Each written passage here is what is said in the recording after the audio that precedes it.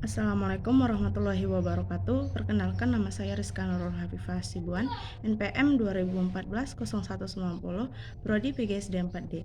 Di sini saya akan membacakan atau memaparkan isi dari resume saya, yaitu yang berjudul Jenis-jenis bahan ajar matematika SD. Jenis bahan ajar dibedakan atas beberapa kriteria pengelompokan. Menurut Kusnandar, jenis bahan ajar berdasarkan subjeknya terdiri dari dua jenis antara lain. Yang pertama, bahan ajar yang sengaja dirancang untuk belajar seperti buku, handouts, LKS, dan modul. Yang kedua, bahan ajar yang tidak dirancang namun dapat dimanfaatkan untuk belajar, misalnya clipping, koran, film, iklan, atau berita. Kusnandar juga menyatakan bahwa jika ditinjau dari fungsinya, maka bahan ajar yang dirancang terdiri atas 3 kelompok, yaitu bahan ajar presentasi, bahan referensi, dan bahan belajar mandiri. Berdasarkan teknologi yang digunakan, Direktorat Pembina Sekolah Menengah Atas mengelompokkan bahan ajar menjadi 4 kategori, yaitu bahan ajar cetak atau printed, antara lain handout, buku, modul, lembar kegiatan siswa, brosur, leaflet, wallcard, foto atau gambar, dan model atau maket. Bahan ajar dengar atau audio di antara lain kaset, radio, piringan hitam, dan compact disc audio. Bahan ajar pandang dengar atau audio visual seperti video compact disc dan film.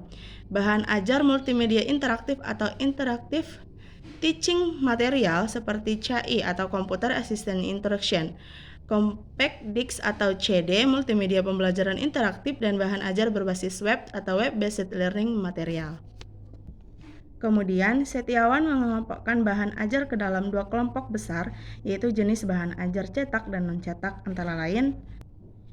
Yang pertama adalah bahan ajar cetak.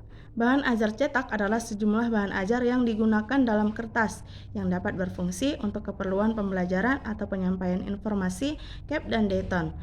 Dari sudut pandang teknologi pendidikan, bahan ajar dalam beragam bentuknya dikategorikan sebagai bagian dari media pembelajaran. Sebagai bagian dari media pembelajaran, bahan ajar cetak mempunyai kontribusi yang tidak sedikit dalam proses pembelajaran. Salah satu alasan mengapa bahan ajar cetak masih merupakan media utama dalam paket bahan ajar di sekolah-sekolah, karena sampai saat ini bahan ajar cetak masih merupakan media yang paling mudah diperoleh dan lebih standar dibanding program komputer BED. Di samping memiliki kelebihan, bahan ajar cetak juga memiliki kelemahan. Jenis bahan cetak antara lain yaitu modul, handout, lembar kerja siswa. Yang kedua, bahan ajar non-cetak. Setiawan menjelaskan jenis bahan ajar non-cetak untuk keperluan pembelajaran tersedia di pasaran dalam jumlah yang terus meningkat dari tahun ke tahun.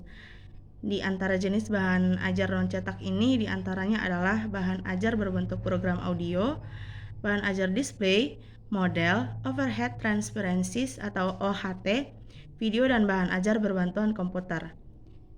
Belawati merangkum kelebihan kekurangan dari masing-masing jenis bahan ajar non-cetak. Baiklah, sekian dari pemaparan resume saya. Jika ada yang salah, saya mohon maaf. Saya akhiri dengan salam. Wassalamualaikum warahmatullahi wabarakatuh.